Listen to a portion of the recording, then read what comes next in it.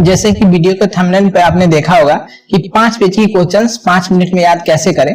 तो इसी के बारे में हम बात करने वाले हैं कि आपको क्वेश्चंस किस प्रकार से याद करने हैं। आपके पास समय कम है या कल ही एग्जाम देने जाना है, आप बीए का एग्जाम कल देने जाना है और आज ही टाइम है, तो फिर हम क्वेश्चंस को किस प्रकार से याद करें ताकि एग्जाम में अच्छे से लिख सके और आराम से पास हो सके, तो इसी के बारे में हम बात करेंगे। तो इसके लिए हम आपको क्वेश्चन तो इस प्रकार के हैं, लेकिन जैसे कि हम एक पीडीएफ लेते हैं, जैसे कि आप यहाँ पे देख सकते हैं बाबा साहब भीमराव अंबेडकर बिहार यूनिवर्सिटी मुजफ्फरपुर और top 10 dBA important question answer, जो बीए पार्ट 1 जो सेशन 2022 से 25 का एग्जाम अभी होने वाला है, और इसके लिए जो भी बीबीआई इंपॉर्टेंट क्वेश्चन आंसर दिया गया है उसका ही ये पीडीएफ है। जैसे कि पॉलिटिकल साइंस सब्सिडरी का है, लेकिन पॉलिटिकल साइंस ऑनर्स वगैरह सबका आपको इंपॉर्टेंट क्वेश्चन का पीडीएफ मिल जाएगा और आप इसी से एग्जाम की तैयारी कर सकते हैं। इसमें आप 10 क्वेश्चन होते हैं, 10 में से ही आपको 5 से 8 क्वेश्चन तक आते हैं, एग्जाम में आया भी है, आप देख सकते हैं जाकर। तो हम देख लेते हैं कि आपको पढ़ना किस प्रकार से है। आपको पीडीएफ चाहिए तो पीडीएफ के लिए इस नंबर पे आप व्हाट्सएप कीजिए, आपको पीडीएफ व्हाट्सएप पे मिल जाएगा, सभी इंपॉर्टेंट क्वेश्चन आंसर के साथ मिलेगा, लेकिन इसीलिए आपको पीडीएफ मेंटेनेंस चार्ज पे करना होगा, जो छोटा सा मेंटेनेंस चार्ज है।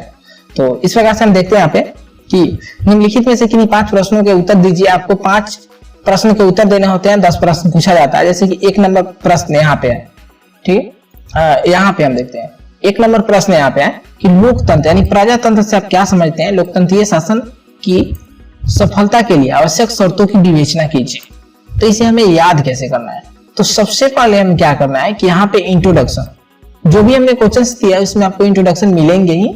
जो इतने सारे क्वेश्चन है ना, इस सब इंट्रो में होता है कि सभी जो भी 5 पेज या 6 पेज में आंसर होते हैं उन सभी के निचोड़ 2, 3, 4 लाइन में बताया जाता है। तो इस प्रकार से होते हैं। तो आपको इंट्रोडक्शन है, इसको आपको याद करना पड़ेगा। आप रटकर याद करें या पढ़कर याद करें, सबसे आसान है कि इसको आप क्या कीजिए, इस इंट्रोडक्शन को आप, अगर आपके पास टाइम है तो इसको 3 से 4 बार कॉपी पर लिख दीजिए। 3 से 4 बार अपने कॉपी पे लिखिएगा, उतना ही में आपको याद हो जाएगा, ठीक है। उसके बाद में इंट्रोडक्शन आपको लिखना पड़ेगा। उसके बाद यहाँ पे हम आते हैं कि लोकतंत्रीय शासन व्यवस्था को सफल बनाने के लिए आवश्यक शर्त कौन कौन से हैं, ठीक है।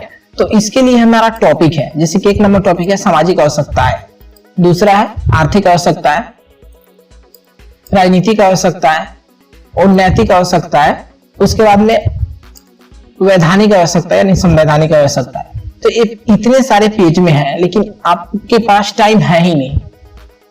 टाइम नहीं है तो फिर कीजिएगा क्या और याद कैसे कीजिएगा। तो इसके लिए आपको सबसे सिंपल, आपको इतना को याद कर लीजिए। जो भी इंट्रोडक्शन है ना, 4-5 लाइन का इंट्रोडक्शन है, आपको यहाँ पे 3 या 4 लाइन का ही है, 4 लाइन का इंट्रोडक्शन आप याद कर लीजिए। याद करने के बाद क्या कीजिए, यहाँ पे आइए, हम दिखाते हैं आपको।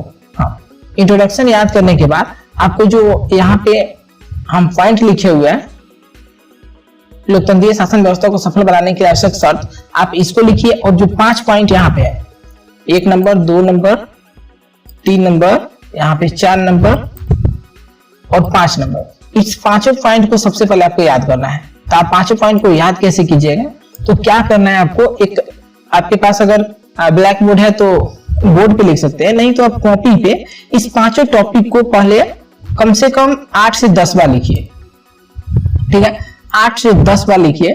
आप 5 बार ही लिखिएगा ना तो 5 ही बार में आपको याद हो जाएगा, लेकिन 8 से 10 बार इसको आपको सबसे पहले लिखना है। जैसे कि इस प्रकार से लिखा गया है, 1 नंबर, 2 नंबर में आर्थिक आवश्यकता है, 3 नंबर राजनीतिक आवश्यकता है, 4 नंबर नैतिक आवश्यकता है, 5 नंबर वैधानिक आवश्यकता है। फिर आपको इसी प्रकार से लिखना है, एक इस पर यहाँ लिख लेना है, जैसे कि लोकतांत्रिक शासन व्यवस्था को सफल बनाने के लिए आवश्यक शर्त, और उसके बाद लिखना है 1 नंबर सामाजिक आवश्यकता है, आर्थिक आवश्यकता है, राजनीतिक आवश्यकता है, नैतिक आवश्यकता है और बौद्धिक आवश्यकता है। इसको इस प्रकार से आपको कम से कम 8 से 10 बार लिखने हैं।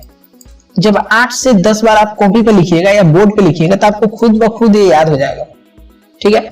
अब आप बोलिएगा कि इतना याद होने से फिर हम 4-5 पेज कैसे लिखेंगे। अब आपको क्या करना है कि जो याद हो जाए जब आपको टॉपिक, तो आपको इसको 2 से 3 बार सिर्फ पढ़ने हैं, बस रटना नहीं है, इसको याद नहीं करना है। क्योंकि अगर एक ही क्वेश्चन रटते रह जाओगे, याद करते जाएंगे, तो फिर आपके पास टाइम नहीं है। टाइम है तो फिर रट सकते हो या कॉपी पर लिख कर याद कर सकते हो, लेकिन इस प्रकार से आपको कम समय में याद करने के लिए हम बता रहे हैं कि आपको 1 से 2 बार इसको पढ़ना है, ठीक है। 2 बार मतलब आप पढ़ लिए, उसके बाद में यहाँ पे आपको टॉपिक याद है। अब आप एग्जाम में जाते हैं, एग्जाम में क्वेश्चंस आता है आपको कि लोकतंत्र यानी कि प्रजातंत्र से आप क्या समझते हैं, लोकतंत्रीय शासन व्यवस्था को सफल बनाने के लिए शर्त बताइए, नहीं आवश्यक शर्त बताइए। तो आपको इंट्रोडक्शन तो आप रटे हुए हैं या याद किए हुए हैं, तो इंट्रोडक्शन याद है, आप इंट्रोडक्शन क्या कीजिएगा, लिख दीजिएगा। ठीक है, इंट्रोडक्शन लिखने के बाद आपको जो सारे पॉइंट्स याद हैं, ठीक है, यहाँ पे आप इतना लिख दीजिएगा, उसके अंदर आपके पास पॉइंट याद है। जैसे कि आप पॉइंट याद है सामाजिक आवश्यकता है, तो आप वहां पे सामाजिक आवश्यकता है पॉइंट लिखे हैं, तो आप जो भी इतना में से पढ़े हुए हैं, मान लीजिए कि हमारे पास ये 300 शब्द पढ़े हुए हैं, ठीक है, 300 शब्द पढ़े हैं, इसमें से आपको 100 शब्द भी तो याद होगा ना।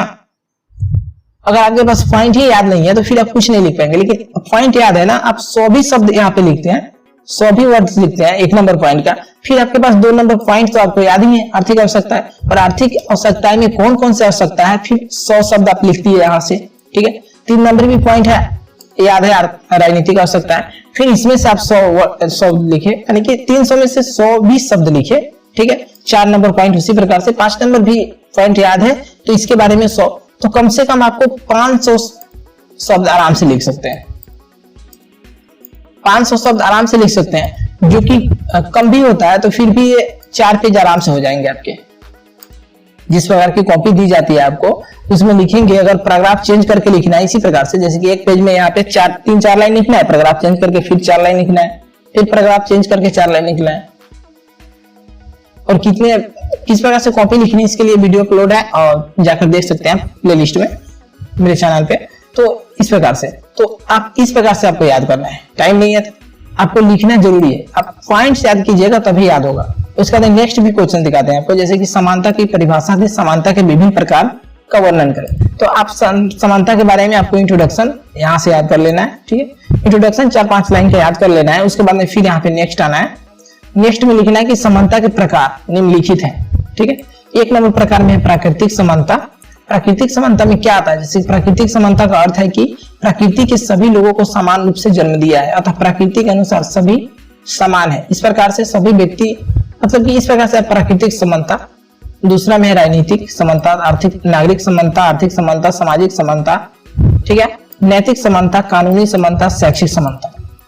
ठीक है, इस प्रकार से आपको इसके भी पॉइंट लिख लेने हैं, जैसे कि समानता के प्रकार निम्नलिखित है, इसको भी आपको 1 नंबर पॉइंट में प्राकृतिक समानता, राजनीतिक समानता, नागरिक समानता, आर्थिक समानता, सामाजिक समानता, आपको इस 5 पॉइंट को, या जो भी पॉइंट है, 7 भी पॉइंट है तो 7 पॉइंट को बार बार लिखना है, 8 से 10 बार, 8 से 10 बार लिखेंगे, इतना में आपको ये पॉइंट्स याद हो जाएंगे। अब एग्जाम में भी जाएंगे तो आपको, आप देखेंगे जब भी आपको 8 से 10 बार लिखेंगे पॉइंट याद हो जाएंगे, तो आपको 2 बार इसको पढ़ लेना है, जैसे कि सामाजिक समानता को, इसको आपको 2 बार पढ़ लेना है। ठीक है, इसको 2 बार पढ़ लेना है, 2 बार पढ़िएगा तो पूरा, मतलब रटना नहीं है, क्योंकि टाइम नहीं है तो नहीं रट सकते हैं, तो नहीं रट पाएंगे, लेकिन 2 बार पढ़ लेंगे। उसके बाद में जैसे एग्जाम में जाएंगे तो आपको याद हो जाएगा कि हाँ, समानता के प्रकार, तो हमारे पास प्राकृतिक समानता, राजनीतिक समानता याद है, तो प्राकृतिक समानता लिखेंगे ना, तो आप जो भी प्राकृतिक समानता के बारे में 2 बार पढ़े हुए हैं उसमें से कुछ ना कुछ आपको याद होगा ही, और आप यहाँ पे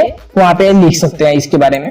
उसके बाद में आप इधर उधर से भी थोड़ा लिख सकते हैं, लेकिन अगर आपको टॉपिक ही याद नहीं होगा तो फिर आप कुछ भी नहीं लिख पाएंगे, इसलिए आपको टॉपिक याद करना जरूरी है। और टॉपिक इस प्रकार से आपको याद करने के लिए सिर्फ लिख सकते हैं, जैसे कि आप 8-10 बार लिखिएगा, आपको खूब बखूब याद हो जाएगा, बल्कि रटिएगा फिर आप भूल जा सकते हैं, लेकिन लिखने से आप जल्दी नहीं भूलोगे। तो इस प्रकार से आप क्वेश्चन से याद कर सकते हैं, और क्वेश्चन किस प्रकार से आंसर लिखने हैं इसके लिए एक वीडियो अपलोड है, इस प्रकार से किस प्रकार से बीए में कॉपी कैसे लिखे, और कैसे और कितने पेज की कॉपी मिलता है, कॉपी किस प्रकार की होती है, राइट साइड में जगह कितना छोड़ना होता है, पैराग्राफ चेंज करे कि नहीं, टाइम कितना मिलता है, टाइम मेंटेन कैसे करें, कितना क्वेश्चन से लिखना होता है, फर्स्ट क्वेश्चन का आंसर कितने पेज में लिखे, लास्ट क्वेश्चन का आंसर कितने पेज में लिखे, इन सभी का एक वीडियो अपलोड है, जिसका लिंक भी डिस्क्रिप्शन में आपको मिल जाएगा, आप जाकर देख सकते हैं और वहां से ये वीडियो देखकर समझ सकते हैं। तो thank you so much for watching my videos.